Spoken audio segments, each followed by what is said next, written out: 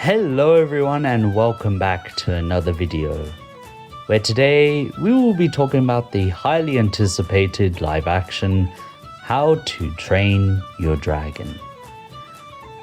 To be honest, I don't really know what to say when it comes to this movie, only that I'm not watching it. You suck! To many of you hearing that, you'll probably go, "Hey, then why are you talking about the movie? You didn't watch it." And you're right, I hopefully won't, because it's exactly what I thought it would be, if not just slightly worse.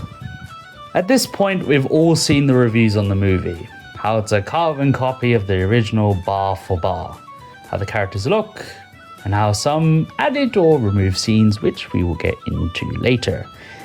It's overall, for now, just fine. It's not good because if anything, it's just the same movie again. So let's get through the main points in the movie and why I just don't like it.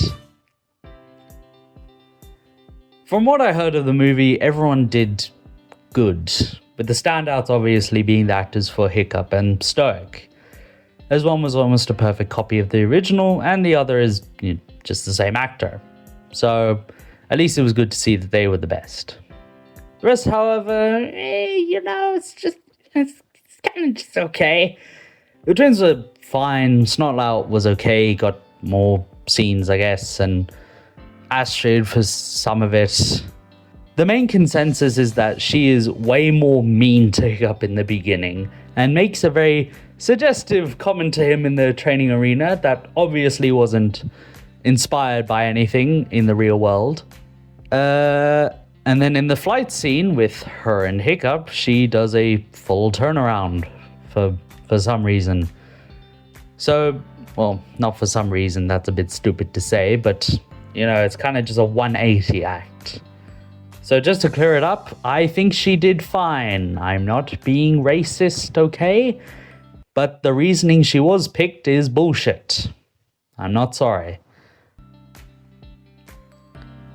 However, the important thing to me in this movie was how they would show the dragons, and oh my lord, was it middling. Some dragons, like the Red Death, got a massive upgrade, which I can now use against anyone who would say the Bewildered Beast is stronger, while the Gronkel was let's just say a big change from the original. Oh my god, what is that? Oh my god! What is that? The Zipperback was okay, and the Deadly Nada and Monstrous Nightmare have been praised for their designs.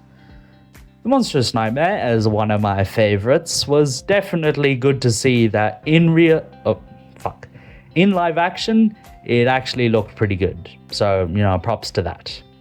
Obviously, Toothless also looks great, which is no surprise. He's also just a copy of the animated version, being less so because animation is superior. Those 2 points are all I really have to say as positives for the movie, because I really did not want this movie to be real. It's just a cash grab. That's it. There's no hiding it. Especially since the last movie was only made 6 years ago, with them even emphasizing that was going to be the last of this trilogy. The main reason I didn't like the ending to the third movie was because it was ending. I was 11, okay? So to have it back like this after before was just a fucking massive statement by DreamWorks. They didn't care about a good ending, even though I don't really like the third ending now, getting older. They just care about the money and very uncreative ideas. Say whatever you want about the film. It's introducing a whole new generation to How to Train Your Dragon, even though the movie is only 15 years old.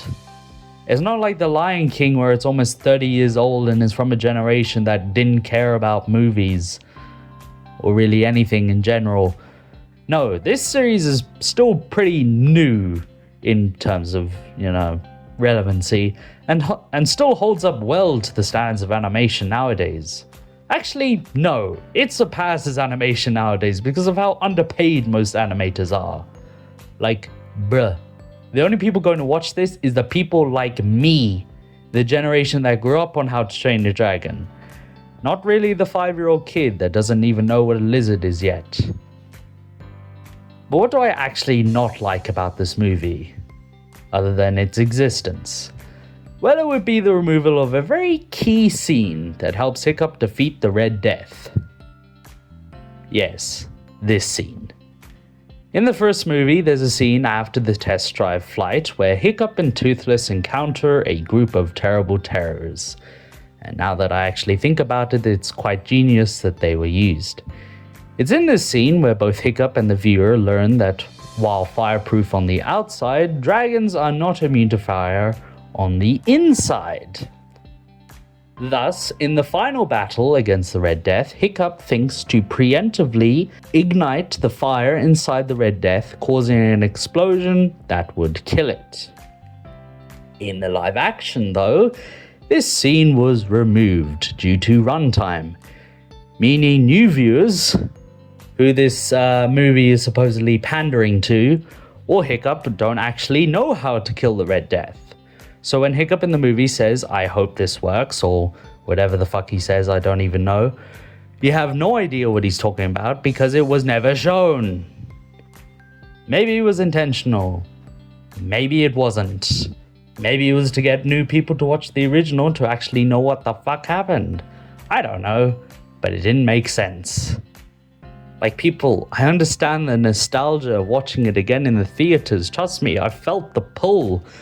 But there's just no reason to do so, especially in this economy, because it's just the same movie, but realistic. What is the point of making a live action anyway? The only thing it's done is waste resources that could have instead been used to update the graphics and re-release the movie, or just make a new one. The rest is just a bit nitpicky. The Terrible Terror design is bad with the gecko eyes. If you know, you know. The added scenes that got the most important scene removed, and that's kind of it. So with what I think about the movie wrapped up, how about we explore something else? If you don't know, because even after 15 years people still don't know this, the How to Train Your Dragon movies are inspired by a book. A book that spawned a massive universe completely different to the movies. Hiccup is still the runt and some areas are the same, but everything else is different. Dragons aren't hunted but trained. Toothless is a terrible terror, which is why it was funny that that's how they found out about the fireproof stuff. Fish Legs is instead very skinny, and Astrid just doesn't exist, instead being inspired by the character Kamikaze, who basically both act the same. With pirates, massive dragons, and Romans being the fucking main antagonists in the story. It got me thinking, what if they decided to fully adapt the book series instead? Perhaps not following Hiccup, but instead his ancestor as the protagonist and following through on the books. The amount of new lore, dragons, and characters that could have been shown would have been quite entertaining to watch, at least to me. With DreamWorks having a massive amount of source material that could become a global movie franchise, similar to Harry Potter. Following his rise as a runt with the ancestors of Fish Legs, Astrid, Snotlout, the twins, practically everyone we know. Maybe even leading into the main story of the movie franchise. I don't know. Maybe that's just wishful, but to me that sounds way more interesting to watch than a duplicate of a movie I could put on my TV on Netflix to watch anytime I wanted. That's all I really have to say though. Nothing groundbreaking. What did I just say? Nothing groundbreaking, but I hope at least something to think about. Still, I know that my suggestion won't happen, as there's already plans for a second live-action remake that will have major changes to the story, which I am personally happy about because that movie also has a few problems. Again, we will eventually talk about them. But for now, this was okay movie. Nothing special and will probably get forgotten about like the rest. But I'm keen to share my opinions on the lore of the series in the future. There is no doubt about that. Remember to like, comment, and subscribe, and may the glory of Merlin be with you always.